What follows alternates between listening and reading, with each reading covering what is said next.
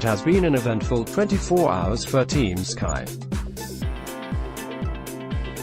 The climax to stage 17 saw Chris Froome fade away and Geraint Thomas come to life, but disaster was only narrowly averted when the Welshman managed to stay on his bike as a spectator leant over the barriers leading to the finish on the Col du Portet and grabbed his arm. A few minutes later Froome was knocked off his saddle by a confused gendarme who mistook the four-time Tour de France champion, riding to his team bus dressed in an inconspicuous grey jacket, for a trespassing fan and floored him. Froome dished out an expletive in response which was caught on camera. So stage 18 must have felt relief, as a hot and sticky but ultimately serene ride to power was won by the French sprinter Arnaud Démare and had no effect on the overall standings.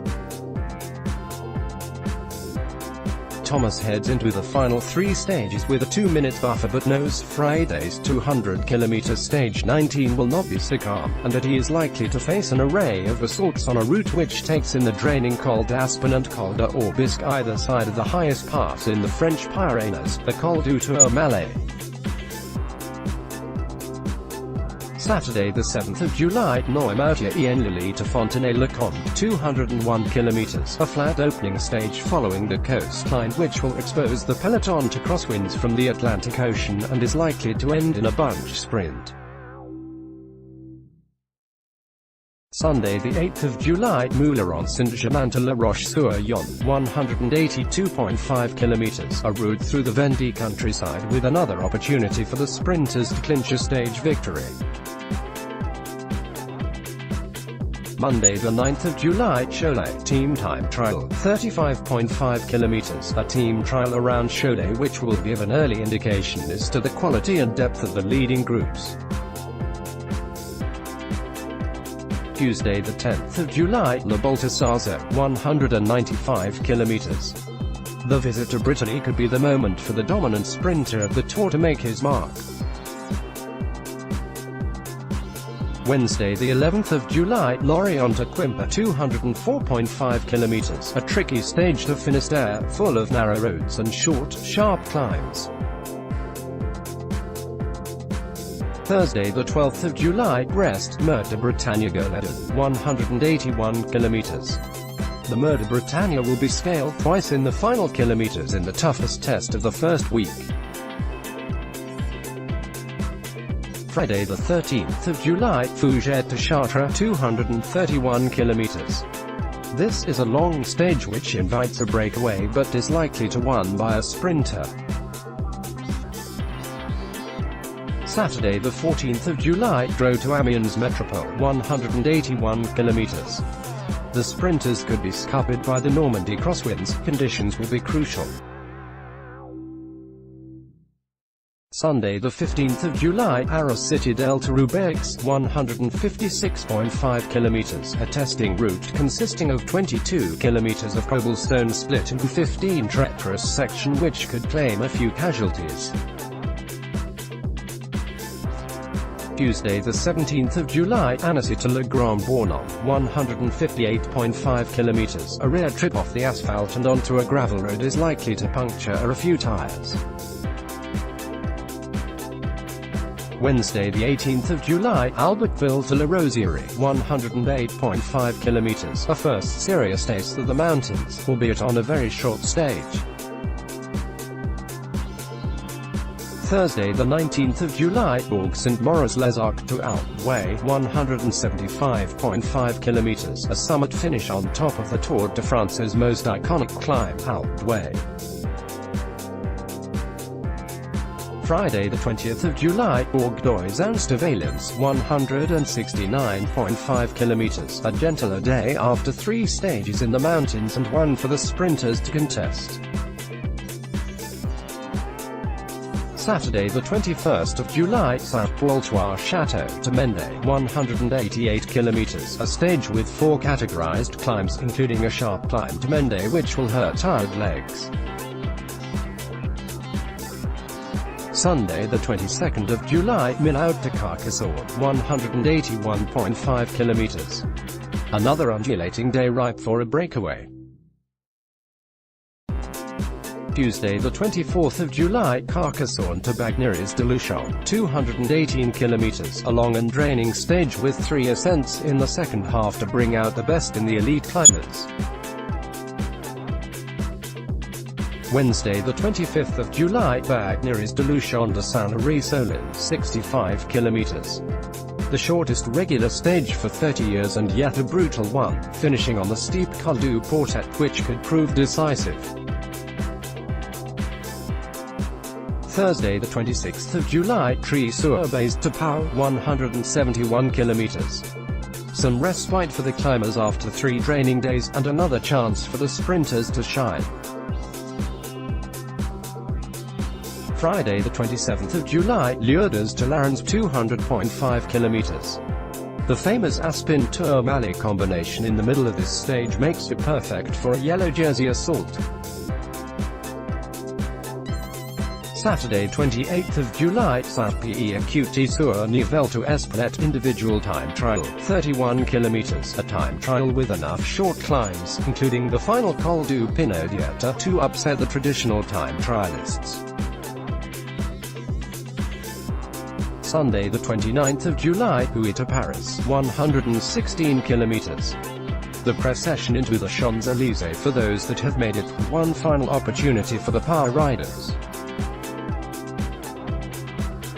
Saturday the 7th of July, Noirmoutier-en-Lily to Fontenay-le-Comte, 201 kilometers, a flat opening stage following the coastline which will expose the peloton to crosswinds from the Atlantic Ocean and is likely to end in a bunch sprint.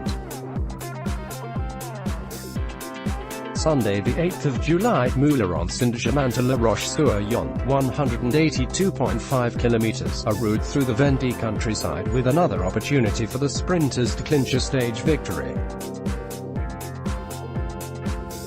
Monday the 9th of July, Cholet, team time trial, 35.5 kilometers, a team trial around Cholet which will give an early indication as to the quality and depth of the leading groups.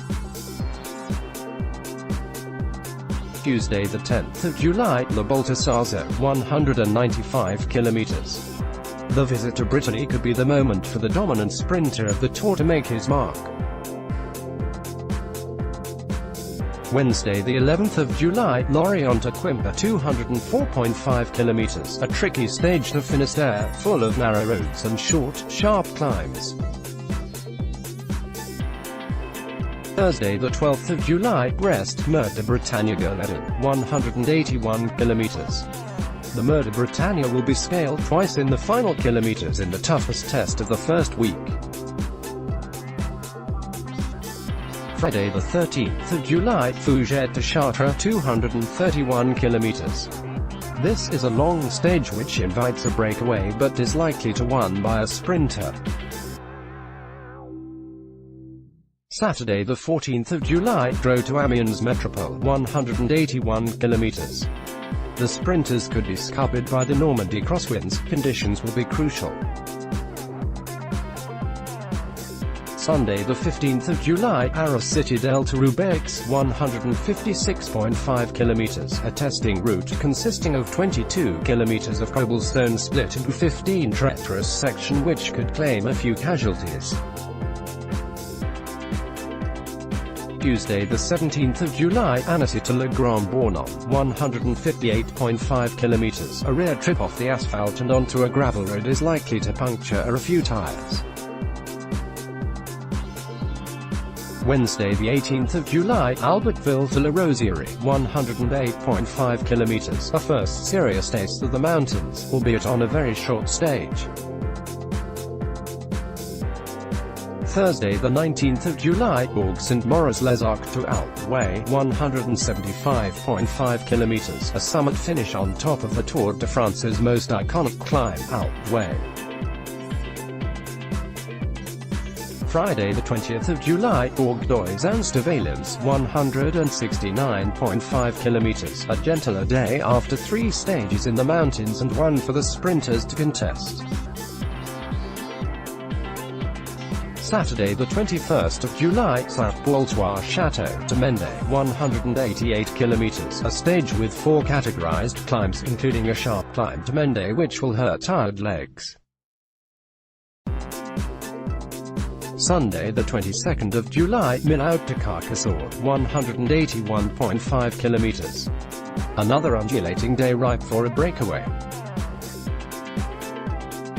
Tuesday the 24th of July, Carcassonne to Bagneres-de-Luchon, 218 kilometers, a long and draining stage with 3 ascents in the second half to bring out the best in the elite climbers.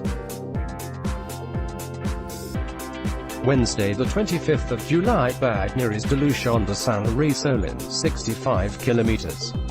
The shortest regular stage for 30 years and yet a brutal one, finishing on the steep Col du Portet, which could prove decisive. Thursday the 26th of July, Tri-sur-Base to Pau, 171 kilometers. Some respite for the climbers after 3 draining days, and another chance for the sprinters to shine. Friday the 27th of July, Lourdes to Larens, 200.5 kilometers. The famous Aspin Tourmalet combination in the middle of this stage makes it perfect for a yellow jersey assault. Saturday 28th of July, Saint-Pierre-Couty-sur-Nivelle to Espelette individual time trial, 31 kilometers, a time trial with enough short climbs, including the final Col du Pinaudieta, to upset the traditional time trialists.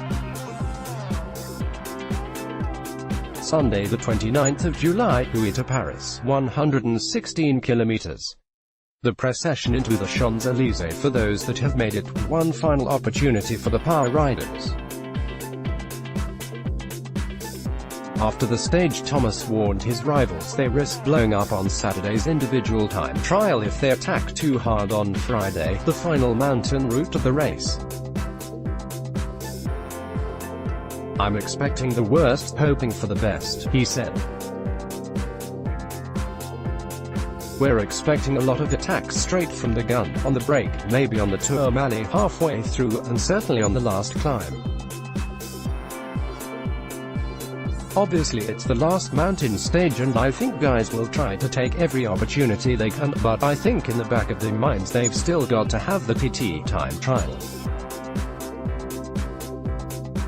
They can do a big move tomorrow, maybe steal 2 or 3 minutes, and quite easily lose a chunk of time in the TT. It's that hard." Thomas enjoys another flawless day in yellow as Daymare wins stage 18. Froome lost nearly a minute in the finale of stage 17 and said afterwards that he would be riding for Thomas all the way to Paris, but the race leader sounded doubtful over the role his old friend would play. "Hopefully we won't have to use Froome. Hopefully we'll have strength in numbers and he can just follow as well, but obviously having Froome at my disposal, so to speak, is phenomenal. It will be a big test. I think it's more one for the team to control most of the day, and obviously the last climb will be down to the legs.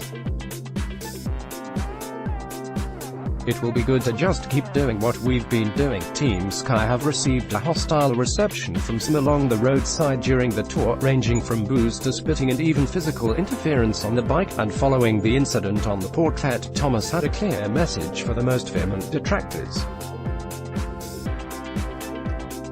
Geraint Thomas finished safely in the pack. AFP, Getty Images, "Just stay at home," he said.